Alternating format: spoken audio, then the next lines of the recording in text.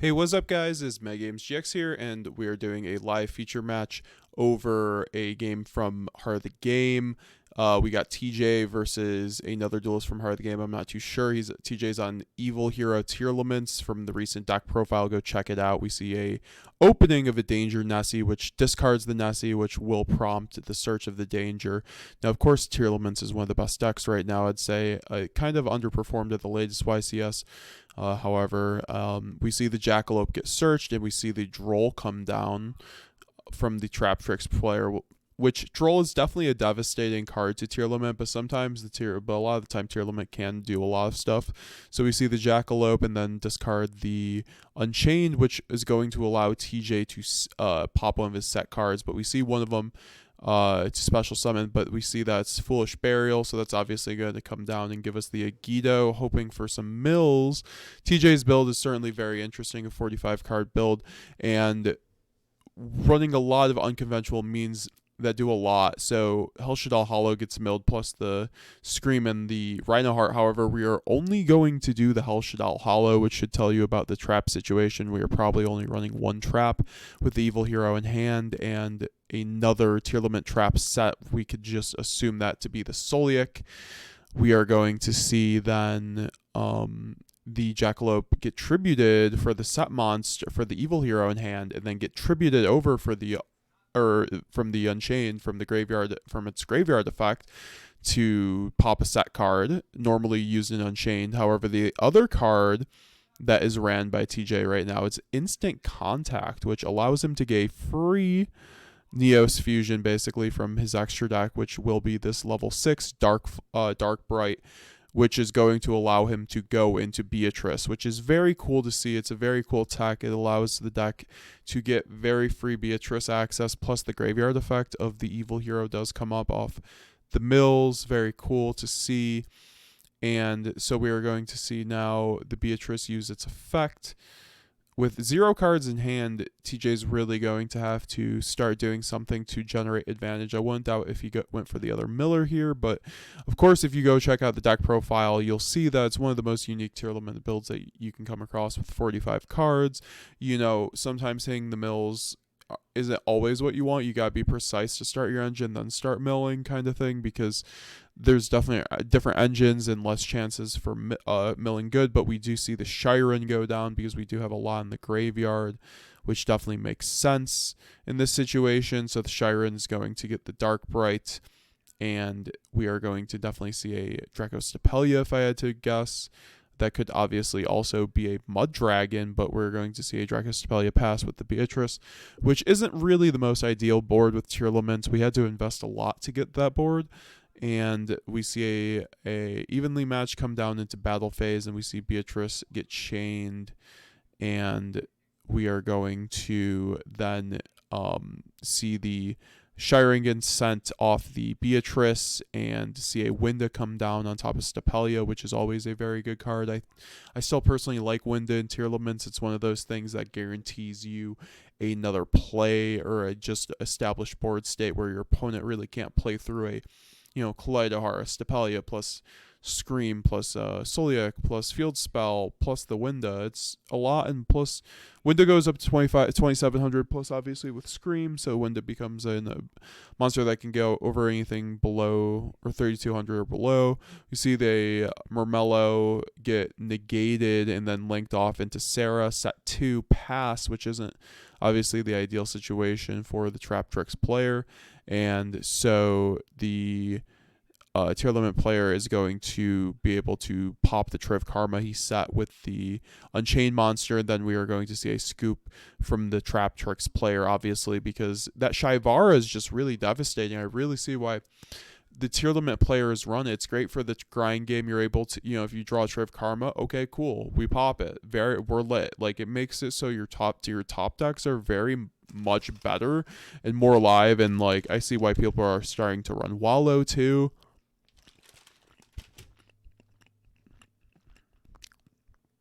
I do have to wonder what we're going to be siding in here. I mean, obviously for TRAPTRIX, we would want some board breakers. I see some evenly matched, maybe some super polys, Fenrir too. very good cards against TRAPTRIX, and then the TRAPTRIX player is obviously going to want to turbo out the Dweller as fast as possible, get to that D barrier. However, a well-rounded Tearlament deck will not lose to a D barrier, as some of you might know, especially with SP Lil Knight and the Age of Overlord support.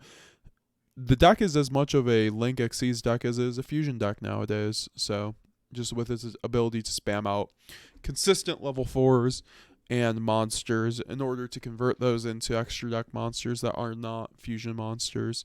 And we are going to now just skip ahead here a little bit into the second game. We are going to see the Puka come down and get the search, and we will get the field spell, which is always integral to the TRAPTRIX strategy. However, you sometimes don't see it that often just because it's not really that necessary. We see the Sarah, and then the Sarah comes down. We are hopefully going to see maybe some extension from here. I do see a trap card, but then we see the normal Murmello, additional normal, and Murmello's then going to search out a normal trap card. We see the TRAPTRIX Trap Hole of Nightmares, classic from Primal Origins.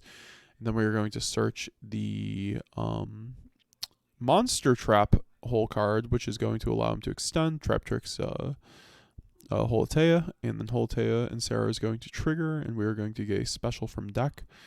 And we are right now debating on certain things. We are going to see the Dionea come out, which is going to allow him to extend and get the set from graveyard. And then we are going to likely see a level 4 here. This has to be the Dweller. This has to be the Dweller. If I had to guess, Dweller is just one of those cards. Oh, we see a Time Thief Redoer. Super surprising. However, we are going to likely get the Dweller here. Oh no, we get the Rafflesia. Yeah, no, I think the Duelist was just doesn't have Dweller, because that Time Thief should be a Dweller. The Time Thief is going to rip the Hellshadal, which would have been a decent mill, honestly. And so now we see the Fenrir come down. Fenrir is going to obviously pose a problem for the TRAPTRIX player, allowing him to banish one of his monsters upon using any one of his monster effects, and he's just going to go straight into battle phase and force interaction. We see the Imperm, and Fenrir is going to go down to 24, and probably just a kill over Sarah, if I had to guess, but we do see the Time Thief actually get activated here, and so we can get the Holatea, and then we see the Fenrir go into the Sarah, and we see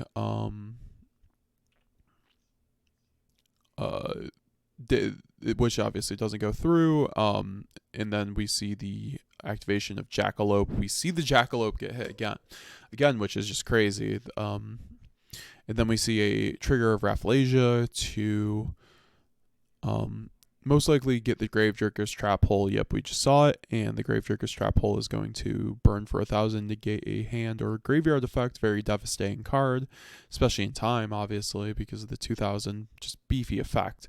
Then we see a set of a TRAPTRIX Trap Hole, and we are going to see a normal of Purrely, which you don't see every day, with the card now being at 1.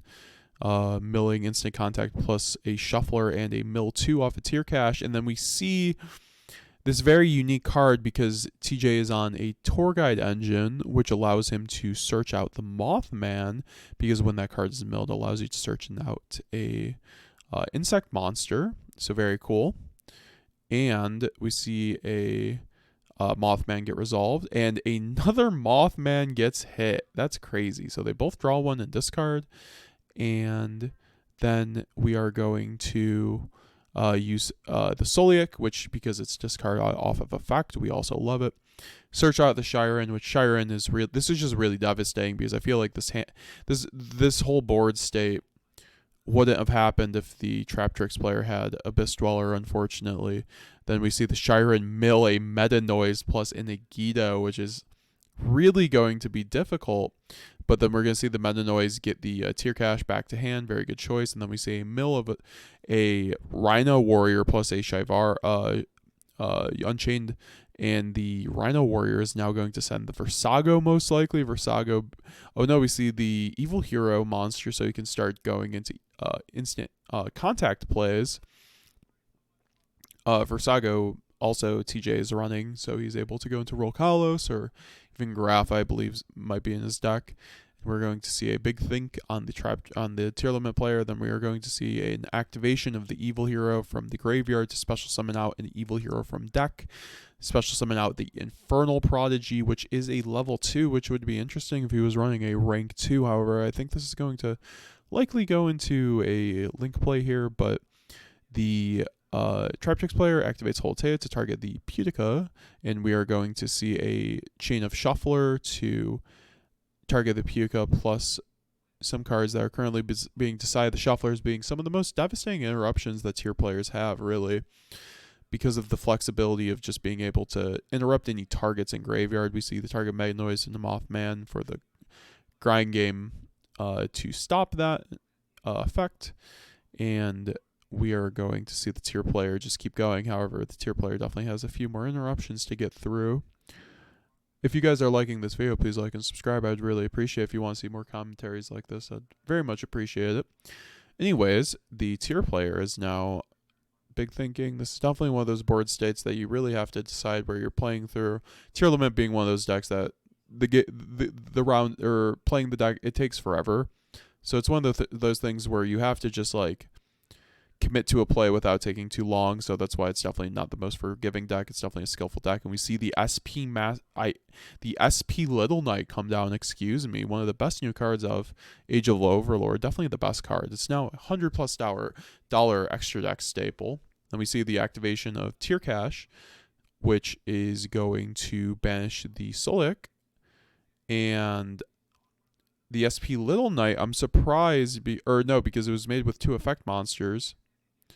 It does not actually get its effect, obviously, to banish a card, but it will be the quick effect to banish, which will out the field. However, we see the TRAPTRIX Trap Hole of Nightmare come down on the Tier Cache, and we are going to see the TRAPTRIX player get a special of the Putica from Sarah off the activation of a trap card. And then we are going to see the Shiren get removed and set one from the Tearlaments player. And we are going to see the Time Thief come back at the end phase and the Tier Cache, obviously, from the SP Little Knight. And now we are going to the Time Thief riffs the Mill 5, which is huge with already a Mill 5 in the graveyard. However, the tier player still does have one set, which does allow him to do something here. We'll see if this goes into a game 3. I see a droll in hand for the TRAPTRIX player, which isn't always what you want to see. Obviously, you want to see some more gas at this point in the game. We are going to then see the TRAPTRIX player activate TRAPTRIX. This is one of the more specific TRAPTRIX cards. I'm actually not even sure what it does. You guys will have to let me know in the comments.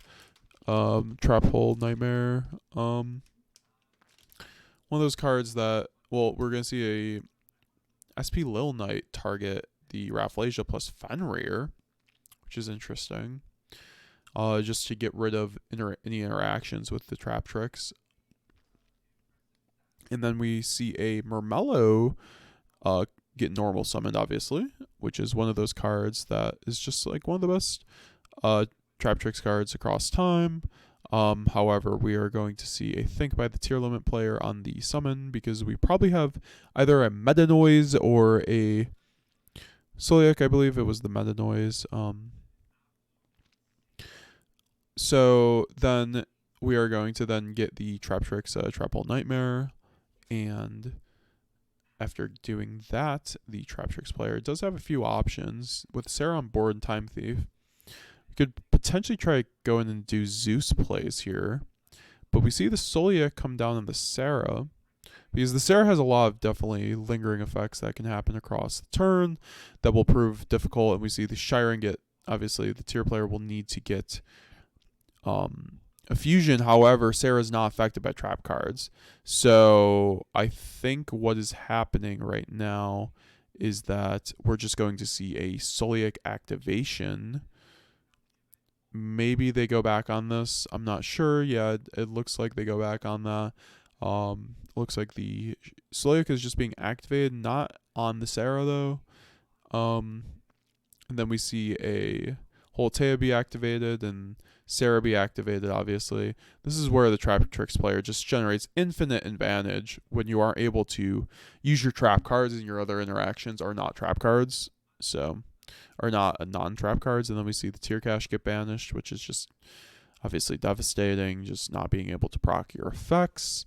So it's going to be interesting to see if the tier player can get out of this one.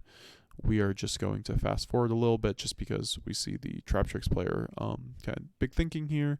See a link play go off here into the TRAPTRIX link 3. Might be a link 4, which you don't see every day, one of those devastating effects. And we are going to then see the Dionea come down to get a TRAPTRIX from graveyard.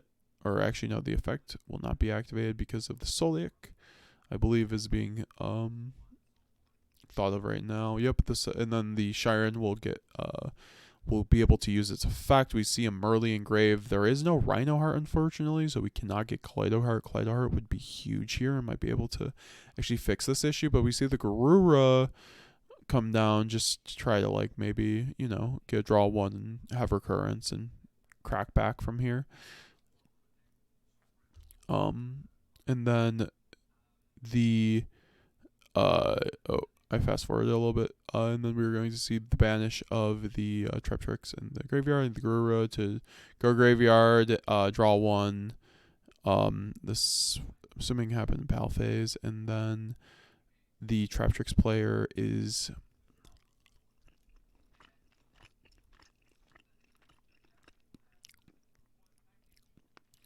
gonna see a big think here. Yeah, we're gonna be in battle phase, taking damage, but the SP Little Knight is going to be up here, and then we're going to go into main 2 and go for the another TRAPTRIX. This time not the Rafflesia. We get a search of TRAPTRIX from deck with this one, which is very good for the recurrence. This is really just like the whole TRAPTRIX deck shown off, which is really cool. We see the Time Thief go into the SP, and then the Puka will attack in with the Link, and that will be game. We will go to game 3.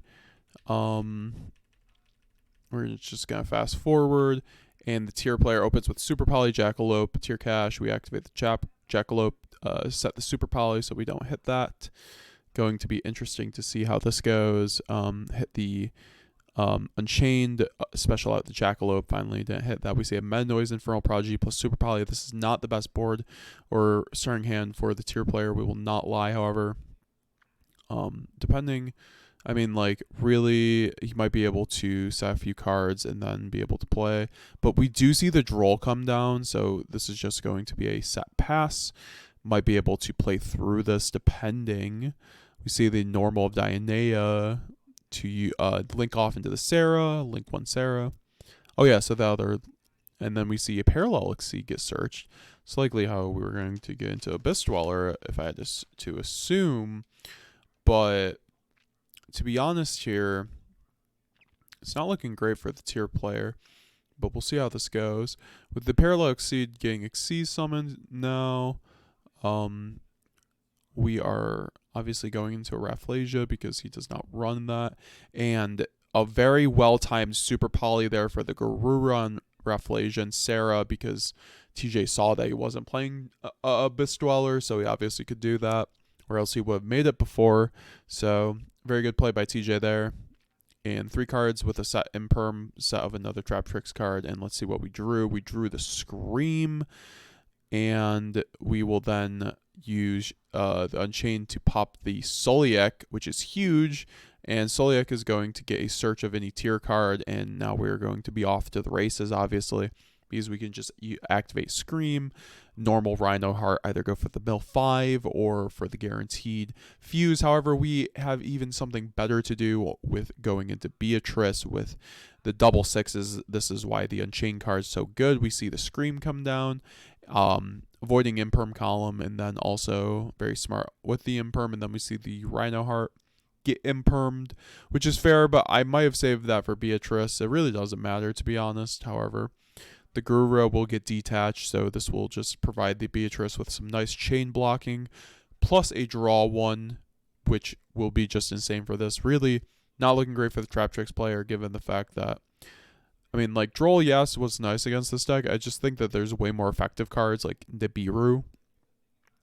And this is just where the TRAPTRIX deck kind of just fell apart. And it's amazing because it wasn't really looking great for the tier limit player. However, because he had the Soliak and he was able to super poly and just be able to play through the Droll on the next turn. He was just able to do a lot. That's why Tearlaments has one of the best capabilities of doing that. Then we see the Rhino Heart do the fuse for the Dragostapelia. Then we see Mill 3, instant contact yugioh, and Scream. We see a search of another Soliak. So it's kind of weird. Oh yeah, we got Drolled last. That's why we didn't search off the first one. My bad, guys. Then we see a Mill 3 of Karma, Mill 5, and then obviously the search for the Mothman. And the tier limit player is going to be looking to really get game here with the Banish of Karma to get a field spell. Once the field spell comes down, it's basically just over from there, because you're going to be able to pop his back row, you know, get over the TRAPTRIX trap holes, obviously. Just looking really good for the tier player right now after it wasn't really looking very good. See a Link Off, or probably an SP if I had to guess. No, we see a Sheep.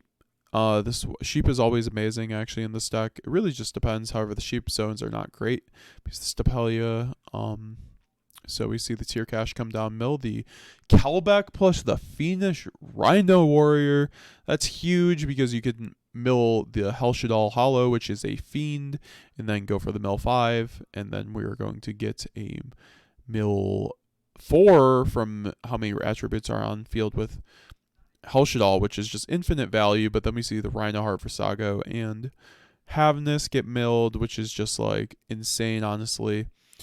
If I were I would have just scooped at this point if I were the TRAPTRIX player. Obviously, we do have the one back row, but at this point, when we're fusing through all of our names and getting into Clayheart under Field Spell plus Scream and Cross Sheep, it's basically just so good. And because, yeah, the Clayheart's going to successfully get that card. We don't see a Nibiru come down yet.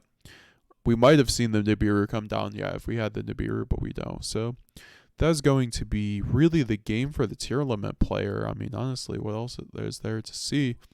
See the search of the Soliak off the Heartbeat. Heartbeat having a kind of a neat graveyard effect that comes up in the grind game. See then a Link Off from Cross Sheep into Sprined, which is always a cool play. Sprined is a very good card in this deck because it can bridge into Merly and then also play well with your Xyz monsters and act as an interruption. I think that option's a bit overrated, to be honest, but then we see the Gamma Seal in hand, and that's game. So GG's, good job to TJ for winning with his very unique build. I hope you guys enjoyed the video. Please like and subscribe. If you want to see more commentaries, please let me know. I hope you guys have a great day. See you guys later.